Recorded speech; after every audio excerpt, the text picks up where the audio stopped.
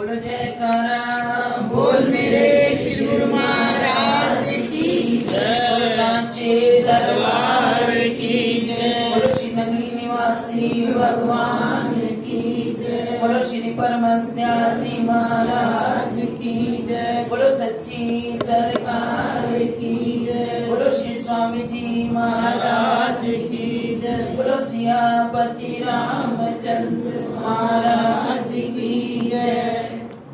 हृदय मंदिर में आसीन मेरे इष्ट देव भगवान के चरणों में कोटि कोटि दंडवत प्रणाम। सारस्वत मिशन का बड़ा ही प्यारा संत समाज, उनके चरणों में भी कोटि कोटि नमन।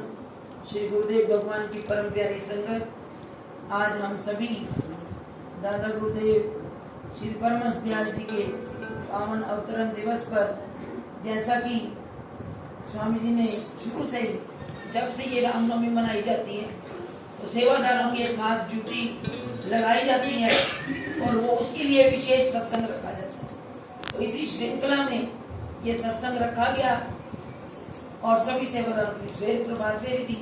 और अभी आप एक दृश्य देख रहे हैं कि गुरु महाराज जी में वो ताकत है, जैसा कि रामचरितमानस में आप पढ़ते हो कि मुंह को होए वाचाल बंग को चढ़े ये विवश है। जिस पर सदगुरु की कृपा हो जाती है तो वो गूंगा भी बोलने लगता है। जैसा अभी उर्मिल बहन जी कह रहे थे, गुरु महाराज जी की प्यारी बच्ची है तो उसके दिल में भाव आया तो उसने कह दिया। तो गुरु महाराज जी जो है सच्चाई बुलवाते हैं कि उनके दिल में आया और ये सच है कि घर में ये बिल्कुल कहते हैं जल्दी है, प्यार है गुरु महाराज जी का। और जो उन्होंने कहा वो सच है कि माता पिता के घर में लाडले आए तो नौकरी करते थे, घर से तैयार होकर गए, दफ्तर में काम किया, आए और बनाना क्या आता था, मैं सच में बताऊं, या खिचड़ी या दलिया और कुछ नहीं, रोटी सब्जी।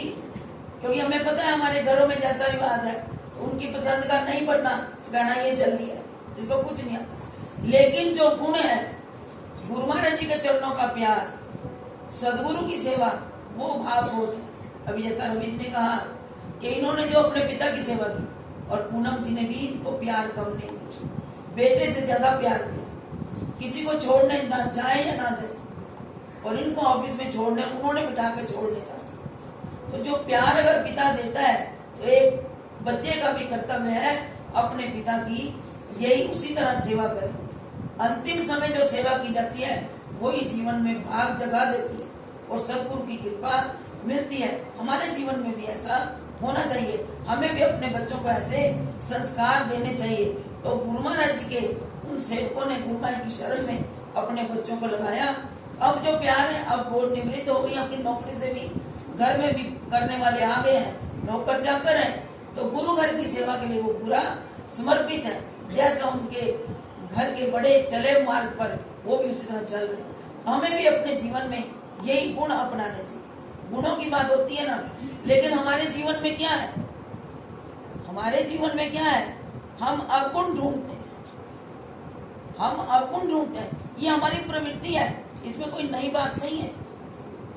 सवेरे भी कह रहे थे तो महाराज जी फरमाया करते हैं कि एक बार दो शिष्य आए। बात तो कहा जाता है कि कहानियां से सत्संग नहीं होता, लेकिन महाराज जी की आप सात गुरुवाणी देखो, महाराज जी ने एक एक सत्संग में एक एक कथा सुनाकर, दृष्टांत देकर जो वो यथार्थ में कहना चाहते हैं उस बात को समझाया। उस बात को उन्होंने समझाया। कहते यूं हमें बात समझ नहीं आती, वैसे नहीं आती, दृष्टांत के द्वारा वो जल्दी हमें समझ आ जाती है। तो महाराज जी ने बताया कि हमारी स्थिति कैसी है और हमें कैसा बनना चाहिए, कैसा बनना चाहिए। कहते एक बार गुरुदेव के पास शिष्य आए कि गुरुदेव आप हमें नाम दीक्षा दो। तो गुरुदेव ने कहा कि कोई बात नहीं, आप कल आ जाना, परसों जब समय हो आप आ जाना। कहते ठीक है। लेकिन उन बच्चों ने सवाल कर दिया कि गुरुदेव हम चाहते हैं, हम देखते हैं, हम रोज दरबार में आते भी हैं, लेकिन सब कुछ देखते हुए हमारे मन में इच्छा जागी कि गुरु की बड़ी जरूरत होती है। तब हमने कहा हमें नाम दीक्षा दो। और हमारे मन में एक बात है, कहते हैं गुरु के पास हमने जैसा सुना कि जब तक 5 चीजें अर्पण ना करो तो नाम नहीं लेना चाहिए। नाम लेने जाओ तो 5 चीजें जो है वो भेंट करनी चाहिए। वो क्या भेंट करनी चाहिए आज किसी को पता नहीं है। महाराज जी समझाया करते थे कि जब नाम उपदेश लो सबसे पहले तो नारियल लेके जाओ। नारियल किसका प्रतीक होता है? सिर का। क्योंकि महाराज जी जब गए थे, आपने पढ़ा जीवन चरित्र में, निजातो प्रभु के चरणों में, तो उन्होंने कहा सिर आज तुम्हारा अलग करना है, सिर देना है। महाराज जी ने कहा था मुझे नाम दो, कहते हैं सिर देना पड़ता है। तो उन्होंने कहा कोई बात नहीं, उन्होंने टकुआ मंगा लिया निजातो प्रभु ने, चाहे तो सिर कट जाएगा। पहले तो महाराज जी कहते मैं घबरा गया, और दूसरी बार मुझे अंदर से महसूस हुआ कि अगर ये सिर काट लेंगे तो नाम किसको देंगे। अंदर से ही वो बात पैदा हो गई। तो महाराज जी ठीक है मैं सिर देता हूँ। कहते हैं उसका मतलब क्या कि गुरु के चरणों में आओ, सिर झुक गया तो तब उठेगा जब गुरुदेव आज्ञा। कहते नारियल प्रतीक होता है सिर देना। उसके बाद मिठाई, मीठा लेकर जाओ, जब भी जाओ मीठा लेकर जाओ।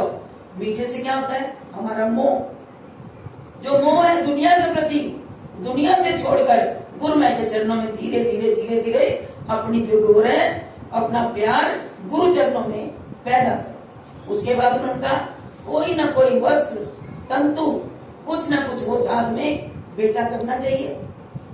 उसका क्या मतलब? आपने देखा था ना द्रौपदी ने क्या किया था।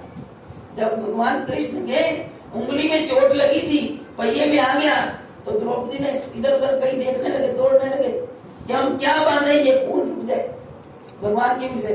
तो द्रौपदी ने अपनी साड़ी के पल्लू में से फाड़ कर वो पट्टी बांध दी। कहते हैं वो उसमें 999 तंतु थे, एक एक तार, जैसा कि लेखकों ने जो हमें बताया कई टिकाएं हुई हैं, तो उसमें उन्होंने कहा 999 तंतु थे। तब उनकी साड़ियों के 999 ढेर लग गए थे। जब उन्होंने आपातकाल में द्रौपदी ने पुकारा था सभा में, आप सबको पता है, तो उन तंतुओं से उतनी साड़ियां बन गई।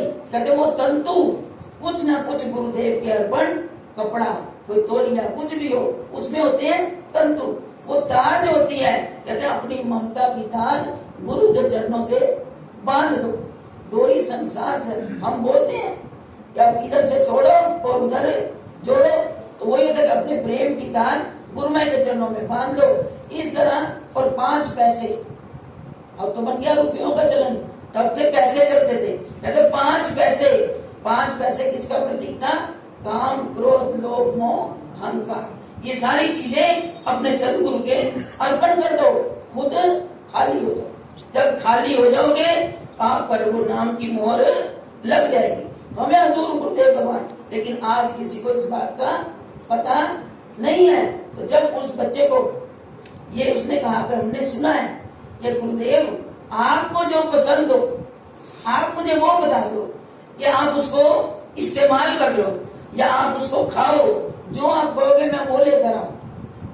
और गुरुदेव कहते हैं, महाराज जी ने बताया हुआ है कि शिष्य को ऐसा चाहिए गुरु को सर्वस्व दे, और गुरु को ऐसा चाहिए शिष्य से कछु ना ले। ये होती है प्रवृत्ति जो गुरु, जो भक्ति मार्ग है, ये बताया जाता है। शिष्य अपना आप सब कुछ अर्पण कर दे, लेकिन शिष्य को किसी, गुरुदेव को किसी चीज की जरूरत नहीं होती।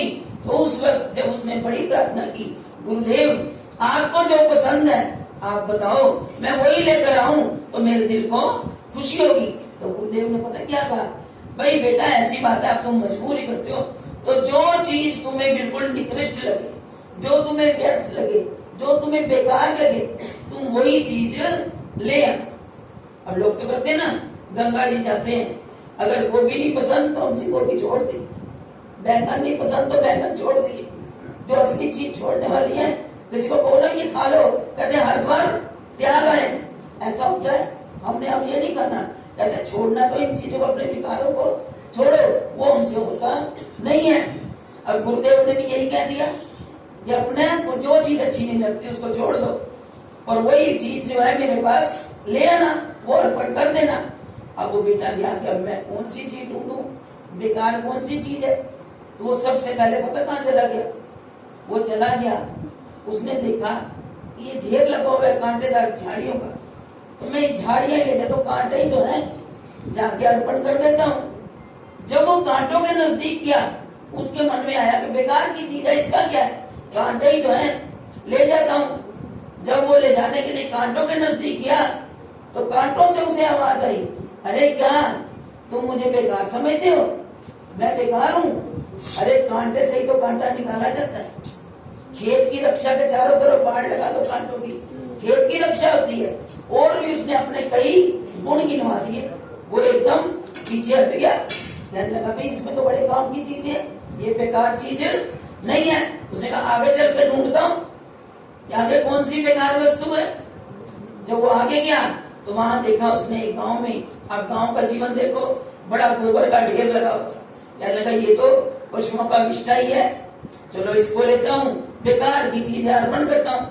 जब उस ढेर के पास गया तो उसे वहां आवाज आई, मैं बेकार की वस्तु हूँ? अरे मैं तो घर का चौका पवित्र करता हूँ। जहाँ भी जब तक घर का चौका लेपा नहीं जाएगा, उस घर को पवित्र नहीं समझा जाता। गाय के गोबर से तो घर पवित्र होता है। और भी उसने अपने कई उपलों से क्या होता है, भोजन बनाया जाता है जला के, सारी उपलब्धताएं उस गोबर के ढेर ने भी बता दी। उसने कहा ये भी बेकार की वस्तु नहीं है, इसमें भी बड़े गुण है।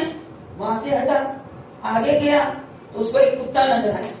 कहने चलो और कुछ नहीं तो इस कुत्ते को ही गुरुदेव के अर्पण कर देता। तो उस कुत्ते ने के विषय में आपने सुना होगा, दादा गुरुदेव जी ने क्या कहा, उनका आदेश, हमसे कुकर की मत नीको, कुकर रहत सदा स्वामी के द्वारे, जो देवे सो खावे, अपना मनवा ऐसा लोभी, द्वार द्वार भटकावे। महाराज जी भी कई बार समझाते थे कि मन कुत्ता दर दर फिरे, दर दर दूर दूर होए, एक दर का हो रहे, दूर दूर करे ना कोई। तो गुरुदेव भगवान ने हमें समझाया, और दादा गुरुदेव भगवान ने कहा अरे हमसे तो कुत्ता अच्छा, कुत्ते के साथ तुलना क्यों करते हो? आप कई बार सुनते हो, हम कवालियों में भी सुनाते हैं, ए कुत्ते मैं तो कुत्ते, दिने सोन राती जागरण। आप ये पढ़ते हो, मुझे शेर पूरा इस वक्त याद नहीं आ रहा। तो उन्होंने कहा कुत्तों की तुलना अपने से मत करो, कुत्ता तो तुम्हारे से बहुत अच्छा है। सेवक को अगर कुत्ते को कुछ डाले ना डाले, फिर भी अपने स्वामी के घर की रखवाली करता है। तो उसने कहा ये भी निकृष्ट नहीं है। बड़ा सोच सोच के उसने कहा कोई भी ऐसा नहीं है। उन्होंने कहा जो दूसरे में समझता है ये बेकार है, सबसे पहले तो बेकार व्यक्ति वही है। उसने भी कहा कि बुरा जो देखन में चला, बुरा न मिले कोई, जो भटक हो जा अपना, तो मुझसे बुरा न कोई। अगर हम गुरुदेव भगवान की इन बातों के ऊपर विचार कर ले कि जो भी है वो मेरे से श्रेष्ठ है। अगर कमियां हैं, अभी बात चल रही थी ना कि कमियां मुझ में, महात्मा जी कह रहे थे कमियां हम में है, हम अपनी कमियों की ओर स्वयं दृष्टिपात करके उनको दूर करने की कोशिश करें तो हमारा जीवन बड़ा ही सुंदर हो जाएगा। तो हमारे दादा गुरुदेव भगवान ने हमें समय समय पर इतने इरशाद सुनाए, हमारे जीवन को संवारने का प्रयत्न किया। अगर हम उनके उपदेशों के ऊपर चले, अपने जीवन को संवारने का हमें उन्होंने बहुत मौका दिया। उन्होंने कहा जो बीत गई सो बीती, अब राख रहे। तुम्हारे हाथ से जो पानी निकल गया वो निकल गया, जो तुम्हारे हाथ में है अपने उस वक्त को संभाल लो, भजन करो, भजन करने से ही तुम्हारा पीड़ा पार होगा। तो उन शिष्य को जब वो गया गुरुदेव के पास, जाके कहता गुरुदेव मुझे व्यर्थ का कुछ भी नजर नहीं आया, जहाँ गया सब में कोई ना कोई गुण थे, गुण तो जितने भी अवगुण है वो मुझ में। तो प्रभु मुझको ही मैं अपना आप ही आपके चरणों में अर्पित करता हूँ, आपकी सेवा में अपने आप को सौंपता हूँ, अब मुझे नाम दान दीजिए। तो गुरुदेव ने देखा कि अब ये चारों तरफ से खाली होकर आया है, इसका मन बिल्कुल ही निर्मल हो गया है। तो गुरुदेव ने उस पर कृपा करके उसको नाम दीक्षा दी और उसके बाद उन्होंने उसको अपनी सेवा भी समर्पित करने के लायक बना दिया। तो हमारे हम भी जो है अपने गुरुदेव के सेवा के लायक कभी बन सकते हैं। अगर हम खाली होकर आए तो गुरुदेव के नाम की मोहर सब पर लग जाएगी। तो इसलिए हमने खाली होना है और सदगुरु के रंग से अपने आप को रंगना है। ये रामनवमी के दिन जो है वो हमें सेवा के लिए मिले हैं। सेवा से हम अपने जीवन को सजा लें, सुंदर बन जाओगे। कहते सुंदर सुंदर कपड़े तो पहनते हो, हमारे स्वामी विवेकानंद जी थे ना, आपको पता होगा, शिवदत्त जी, वो कई बार कहते थे कि हम कहते थे सुंदर कपड़े पहने। अरे सुंदर गहने तो है सेवा के, वो सुंदर गहने, उनसे तुम सुंदर लगोगे। वो आभूषण पहनो, वो सुंदर कपड़े पहनो, सेवा के, भजन के, अभ्यास के, विनम्रता के, सहनशीलता के। अगर वो गहनों से अपने आप को सजा लोगे तो तुम सबके अपने बन जाओगे।